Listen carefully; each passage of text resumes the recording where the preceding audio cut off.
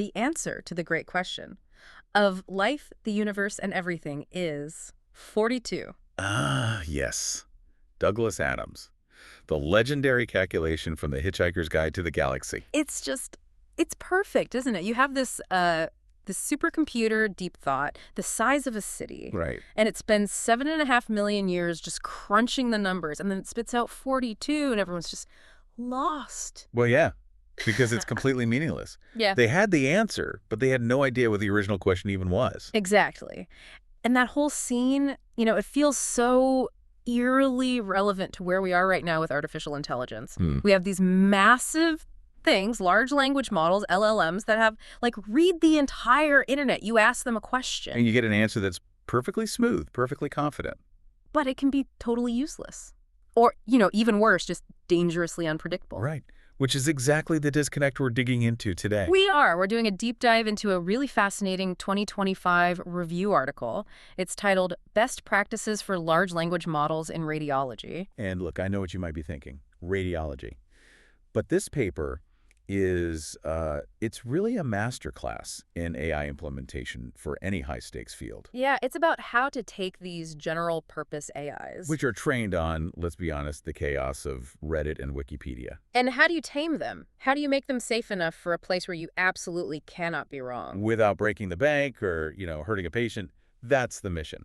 Okay, but I have to ask the obvious question first. Why language models in radiology? I mean, isn't radiology all about pictures, X-rays, CT scans? That is the #1 misconception. Yes, the inputs are visual, of course, but the actual practice of radiology, it's all bridged by language. You mean the reports radiologists write? It's everything. It's summarizing patient histories. It's comparing a new scan to an old report to see if something's grown. Communicating with other doctors. Exactly. It's turning complex visual data into words that actually drive a decision. If the language part fails, the whole thing falls apart. So we don't just need a machine that can see. We need one that can write.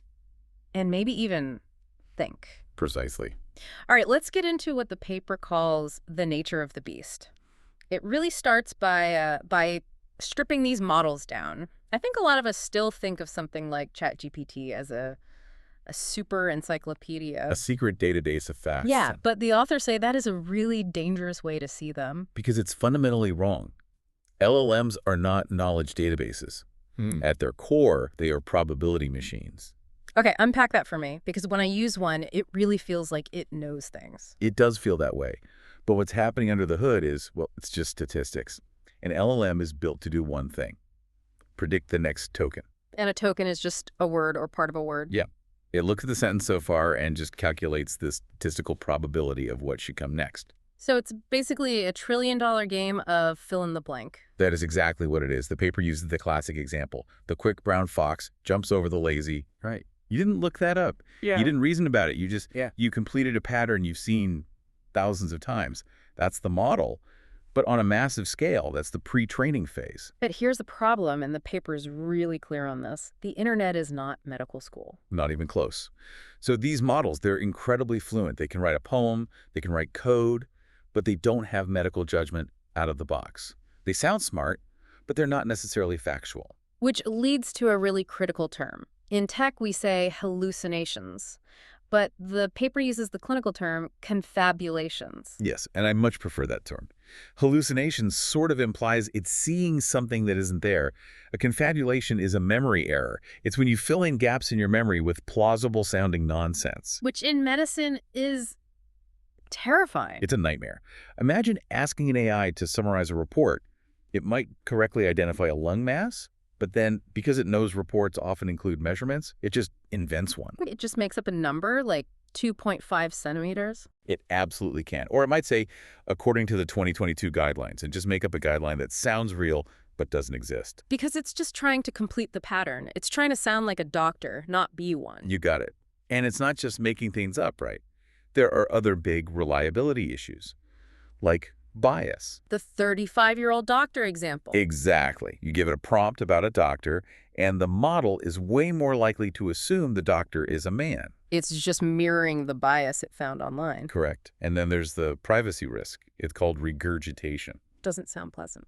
It isn't. If the model accidentally trained on some private patient data, It can theoretically spit that data back out in a later response because it memorized the pattern. Okay, so let's recap the beast. We have a machine that's fluent, powerful, but it's also a compulsive liar, it's biased, and it might leak your secrets. When you put it like that, it sounds like a lawsuit waiting to happen. It does, but this paper is about best practices, so there must be a way to tame it. Yeah. Strategy 1, it seems, is just to pause. The golden rule. Don't over-engineer. Before you fire up a billion-parameter model, just ask, do I even need this? Don't buy a Ferrari to go to the mailbox. Precisely. If you just need to find a date in a report, use a simple script. It's faster, cheaper, and held. Crucially, it doesn't confabulate. Okay, but say we do need the model for something more complex. The paper then dives deep into prompt engineering.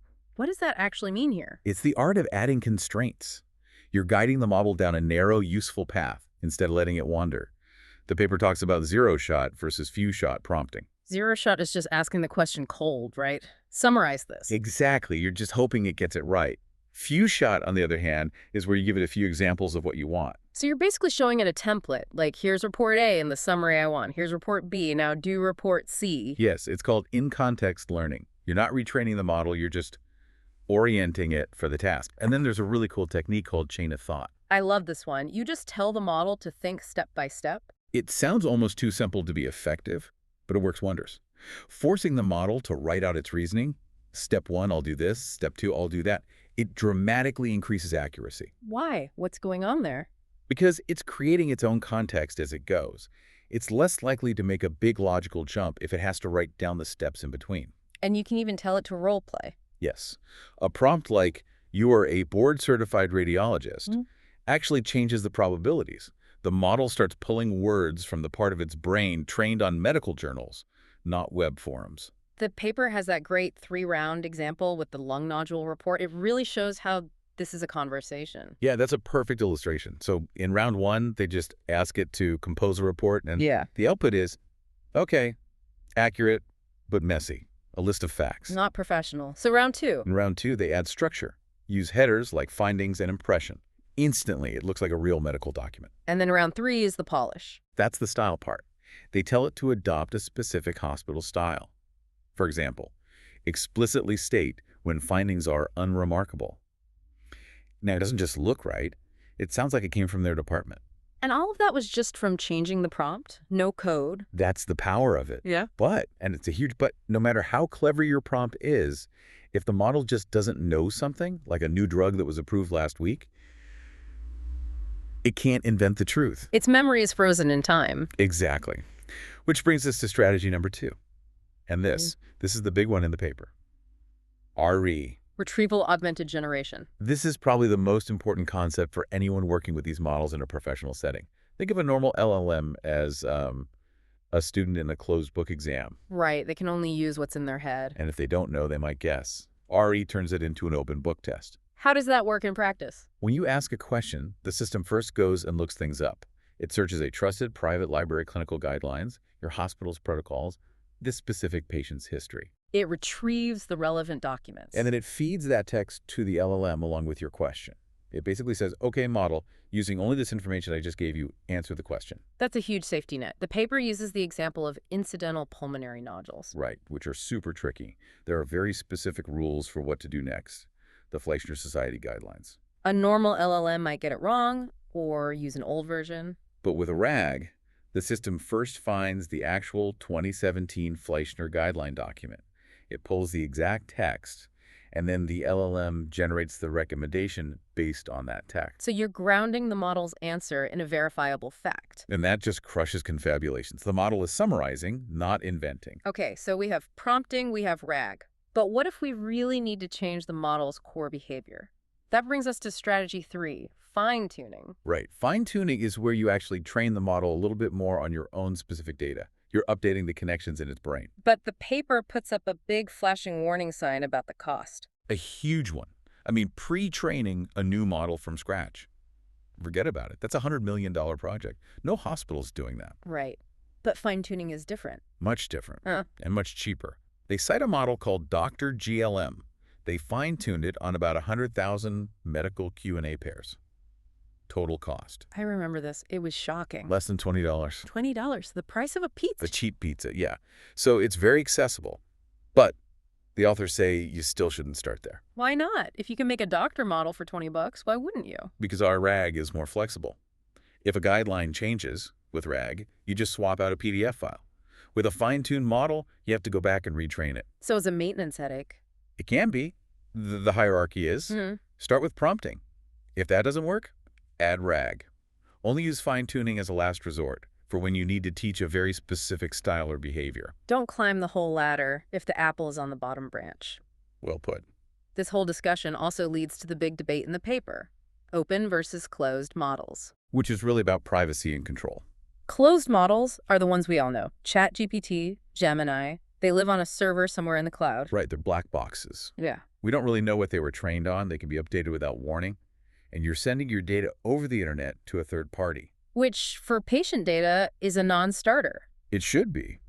That's why the paper leans so heavily toward local open models, things like LLMA or Mistral. So you're saying the hospital actually downloads the AI's brain and runs it on their own servers? Exactly. The patient data never leaves the hospital firewall. It's secure, it's private, it's reproducible, and these smaller open models are getting incredibly good at specific tasks. So it's the classic trade-off, convenience versus control. And in medicine, control always wins. Okay, so we've tamed the text, but like we said at the start, radiology is about images. Where is all this headed? That's the frontier. We're moving from large language models to large multimodal models, LLMs. Meaning the AI can finally see the image. Yes. Instead of you describing the X-ray, you just give the model the actual pixel data along with your text prompt. The paper mentioned Chexogen out of Stanford. Right, which is a great example. It's an open model built to connect the eyes, the visual part, with the language centers. Yeah. It can look at a chest X-ray and draft a report from scratch. Wow. But then the paper takes it one step further. It talks about going from a chatbot to an agent. What's the difference? It's a fundamental shift. A chatbot answers a question, an agent does a job.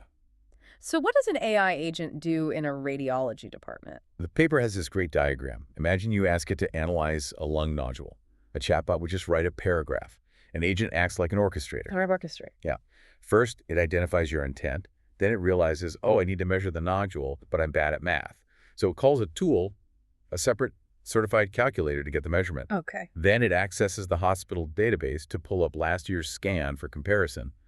Then it uses RAG to check the latest guidelines. And only after all that does it draft the final report. So it's not just a writer, it's a project manager. It's delegating tasks to other specialized tools. Exactly. It creates a plan and executes it. That's the future. It's not about one single, smarter AI. It's about an AI that can manage a workflow.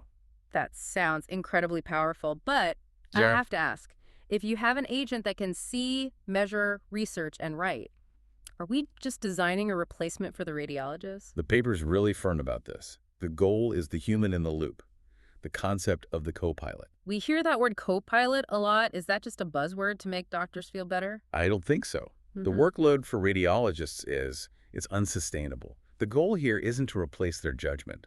It's to automate the tedious parts, the data gathering, the initial drafting, the guideline checking. So it clears the busy work so the human can focus on the hard problems. Exactly. Let the human handle the complex edge cases, the things that require real intuition. But how do we trust the co-pilot? How do we know it's not making a mistake in step 2 or 3 of that workflow?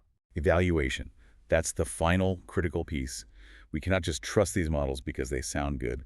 We need to test them rigorously. And how do you even test something like this? It's tough. You can use automated metrics that, compare the AI's report to a human's. But the paper is clear.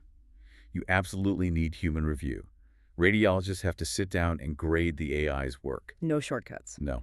And you had to keep doing it. It's not a one-and-done approval. This has been a huge amount to cover. We've gone from Douglas Adams all the way to agentic workflows. Yeah. If you had to leave our listeners with one final thought to chew on, what would it be? I think it comes back to this idea of model cards and transparency. The future of medicine. It's not just about having the smartest AI. It's about having the most transparent one. What does that mean for a patient? Imagine it's 2026. An AI helps with your diagnosis. You should have the right to see its nutrition label. A nutrition label for an AI. Absolutely. What data was this model trained on? What are its known biases and error rates? When was it last updated? If we're going to let these systems into the exam room, we need to know exactly what we're consulting. We want to know what's in our food. We should probably know what's in our medical AI. Precisely. That transparency is what will build trust. A nutrition label for your AI doctor. I love that. Something to think about. Thanks so much for breaking this all down. My pleasure. And thank you for listening. We'll see you on the next Step Dive.